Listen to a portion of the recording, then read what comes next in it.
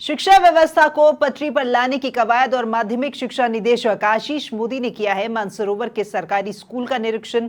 शिक्षा विभाग के शासन सचिव कृष्ण कुणाल ने भी ये दौरा किया है उन्हीं के साथ। आपको बता दें कि स्टूडेंट से उन्होंने सिलेबस की पूरी जानकारी ली है।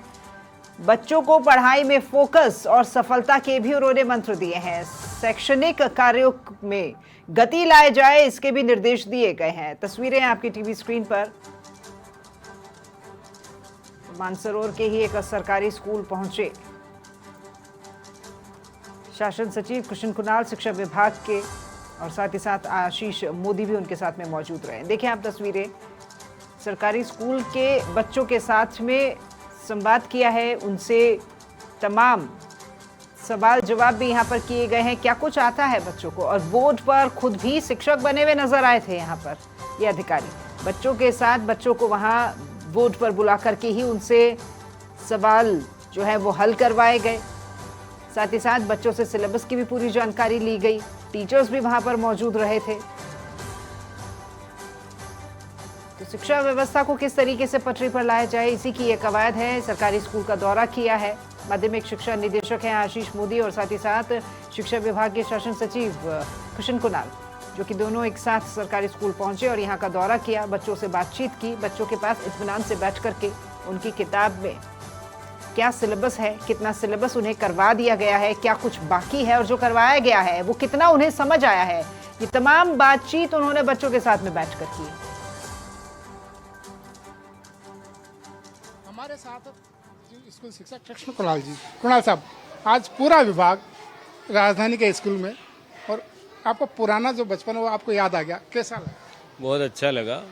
और आजकल जो शिक्षा जगत में जो शिक्षण जो सुविधा है, जो माध्यम है, उसमें काफ़ी प्रगति और काफ़ी परिवर्तन आया है। जैसे आप देख रहे हैं आजकल जो पहाड़ा सिखा रहे हैं, जो गिनती सिखा रहे हैं, जो कविता बच्चों को सिखा रहे हैं। हमारे टाइम में जो रोट लर्निंग थी, जो याद करना पड़ता था, वो अब प्रैक्टिकल सिखा रहे हैं बीड्स के माध्यम से। जैसे अभी आपने देखना, डायरेक्टर साहब ने उसको बताया शून्य और एक से गुना करने में क्यों फ़र्क होता है। तो ये बातें जो बच्चे के जहन में डालेंगे तो वो रोट लर्निंग के बजाय वो प्रैक्टिकल व्यवहारिक सीखेगा, और वो आगे उसके लिए शिक्षा प्रणाली में काफ़ी सुधार होगा।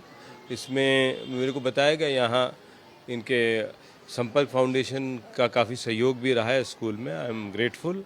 और टीचर्स भी काफ़ी मोटिवेटेड है, और बच्चों को विशेषकर मैंने देखा काफ़ी अपने सरकारी स्कूल में बच्चे इतने मोटिवेशन के साथ सीख रहे हैं। पूरी स्कूल को मैं धन्यवाद देना चाहूँगा। अच्छी बात है, शिक्षा नीति, नई शिक्षा नीति लागू हो रही है, लेकिन अभी भी संसाधनों की कमी है। कब तक हम इनको पूरा कर पाएंगे? नहीं, शिक्षा नीति इस सेंचुरी की पहली शिक्षा नीति माननीय प्रधानमंत्री जी ने 2020 की शिक्षा नीति लॉन्च की है।